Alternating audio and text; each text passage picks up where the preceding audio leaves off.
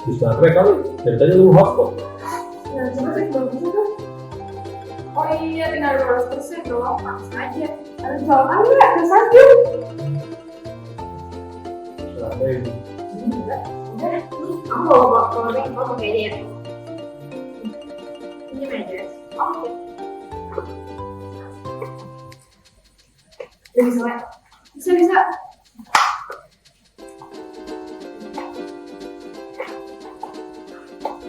Ih, aku jadi bingung deh. Kenapa nih? Kok ada ya orang kepikiran bikin powerbank? Nah, untuk menjawab pertanyaan kenapa orang kepikiran bikin powerbank, kita harus mengenali dulu apa sih powerbank itu.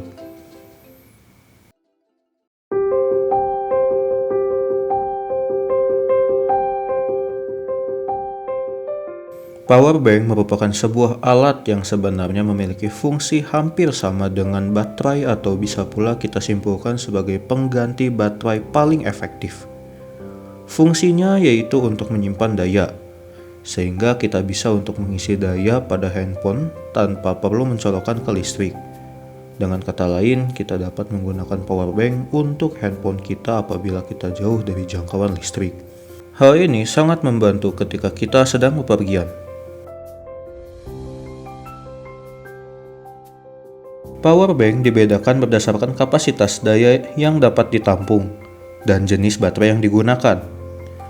Untuk kapasitas powerbank umumnya ada di angka kisaran 10.000 mAh sampai dengan 30.000 mAh. Tapi ada juga yang kapasitasnya lebih tinggi bahkan sampai 50.000 mAh. Kalau dari jenis baterainya ada lithium ion dan lithium polimer.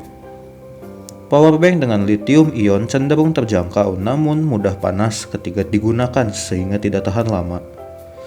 Sedangkan powerbank lithium polimer dia tahan lama namun harganya cukup mahal.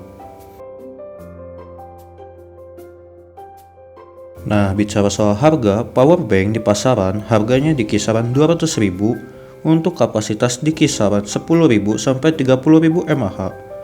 Harga ini berdasarkan kapasitas baterai yang diberikan dan jenis baterai yang digunakan dan fitur-fitur yang diberikan pada powerbank tersebut.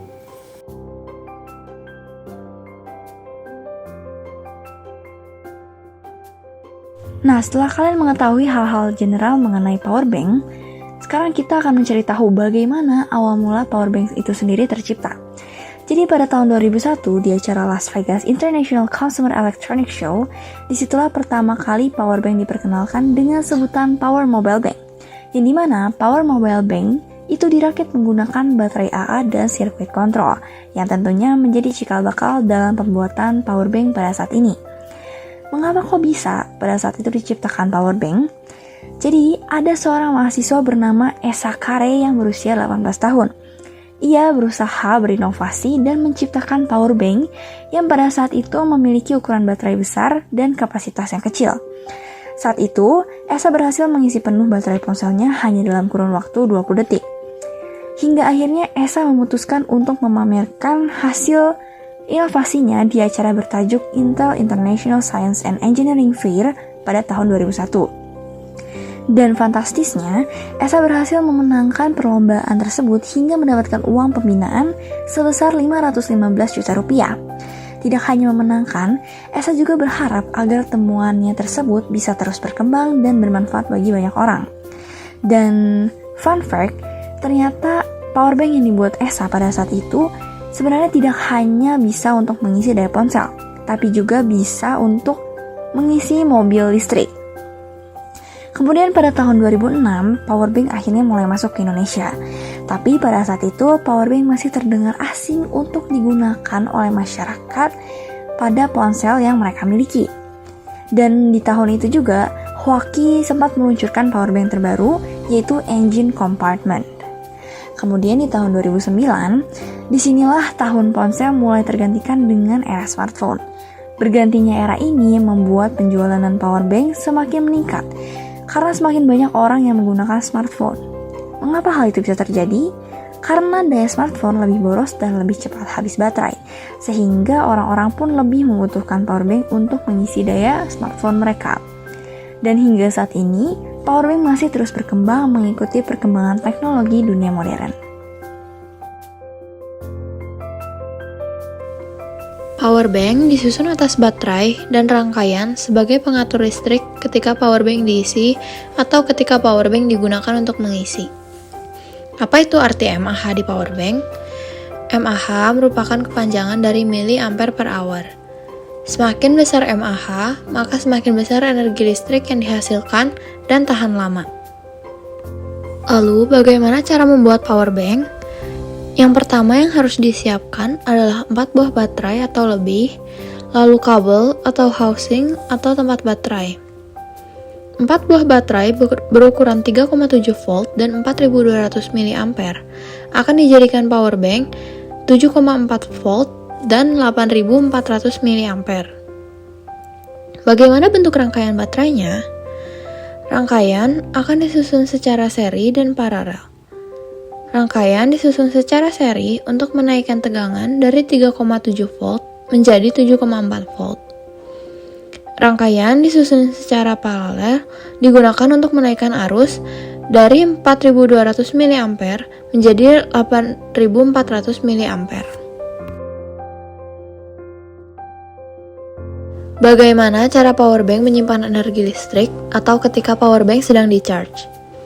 Yang pertama, jala-jala memiliki 220 volt. Jala-jala merupakan colokan yang biasanya ada di rumah-rumah. Lalu, arus diubah dari AC menjadi DC dengan USB charger. USB charger akan menghantarkan listrik ke powerbank. Lalu, dalam powerbank, diubah lagi dari DC menjadi DC converter ke ukuran kapasitas masing-masing powerbank. Lalu, bagaimana cara powerbank menyalurkan energi listrik saat kita sedang men-charge HP kita? Pertama-tama, arus akan diubah dari DC menjadi DC converter dari 3,7 volt menjadi 5 volt. Lalu, dari kabel USB akan diubah lagi dari DC ke DC converter dari 5 volt ke kapasitas keperluan masing-masing handphone. Nah, sekarang kita mau kasih tahu nih beberapa fakta menarik dan mitos tentang powerbank. Pertama, banyak loh yang menganggap bahwa powerbank mudah meledak. Faktanya, hingga saat ini, kasus tersebut sangatlah jarang terjadi. Dan jika terjadi pun, powerbank yang berpotensi untuk seperti itu adalah powerbank dengan harga yang murah dan kualitas yang rendah. Memang mereka bisa mengalami overheating, tetapi tidak berarti hal itu bisa membuatnya meledak berkeping-keping. 2. Apakah benar mengecas HP dengan powerbank butuh waktu lama hingga handphone kalian penuh? Memang benar bahwa sebagian powerbank membutuhkan waktu yang lama untuk mengisi daya handphone hingga penuh. Namun, ada juga yang tidak loh. Jika kamu ingin powerbank yang bisa mengisi handphonemu dengan cepat, maka carilah powerbank yang memiliki arus 2 ampere ke atas. 3. Apakah benar powerbank tidak boleh dibawa ke pesawat? Faktanya guys, hanya powerbank jenis tertentu saja yang dilarang dibawa ke pesawat. Ada beberapa aturan dari Direktorat Jenderal Perhubungan Udara Republik Indonesia yang mengatakan 1. Powerbank dengan ukuran di bawah 100 watt aman untuk dibawa dalam bagasi kabin. 2. Powerbank berukuran 100 hingga 160 watt harus dilaporkan ke maskapai yang bersangkutan untuk mendapatkan persetujuan. 3. Powerbank yang ukurannya di atas 160 watt tidak boleh untuk dibawa selama penerbangan. Fun fact keempat. Menggunakan handphone sambil mengisi dengan powerbank akan merusak keduanya. Sebenarnya pernyataan ini tidak sepenuhnya benar. Kamu tetap bisa kok menggunakan handphone sambil mengecasnya dengan powerbank. Namun, tindakan ini bisa mengakibatkan keduanya mengalami overheating. Tapi tenang saja, kedua perangkat tidak akan rusak. tetapi proses charging handphonenya akan semakin lama karena daya yang masuk langsung dipakai untuk aktivitas lain.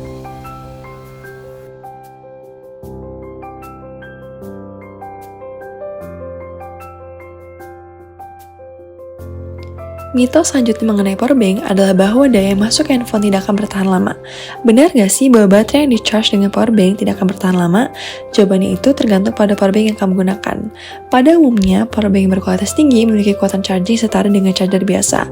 Beda kasusnya jika kamu menggunakan powerbank yang kualitasnya rendah. Mereka pasti lebih mudah rusak sehingga kekuatan chargingnya pun tergolong lemah. Kalau powerbank punyamu, gimana? Lalu ada juga mitos bahwa kita harus mengisi daya sampai 100% jika ingin menggunakan powerbank. Banyak orang yang menganggap bahwa men-charge dengan powerbank harus dilakukan sampai baterai handphone benar-benar penuh. Kalau tidak, kekuatan maksimal powerbank pun akan berkurang. Hal ini tentu saja salah ya guys. Tenang aja kok, portable charger itu tidak punya teknologi yang secanggih itu. Jadi kekuatannya akan terus sama walaupun kamu tidak men-charge HP hingga 100%. Kalau kamu menemukan kekuatan powerbank menurun, ini adalah hal yang sangat wajar dan normal. Karena setiap perangkat elektronik yang kita gunakan akan terdegradasi seiring dengan pemakaian. Lalu, untuk mitos yang terakhir adalah bahwa penggunaan powerbank akan merusak baterai handphone kamu. Tak sedikit orang menolak menggunakan powerbank dengan alasan khawatir baterai handphonenya akan rusak atau baterai health menurun. Anggapan ini tentunya keliru ya guys. Powerbank pada umumnya sama dengan charger biasa kok. Baterai handphone kamu tidak akan rusak. Tapi dengan syarat tertentu ya. Yang pertama adalah kamu harus menggunakan powerbank yang berkualitas tinggi. Jadi belilah powerbank dari toko dan juga merek yang terpercaya. Yang kedua, voltase powerbank kamu harus sesuai. Jadi idealnya itu powerbank menggunakan voltase sebesar 5 volt, dan kurang dari itu bateraimu justru akan cepat habis. Yang terakhir adalah jangan overcharging walaupun menggunakan powerbank.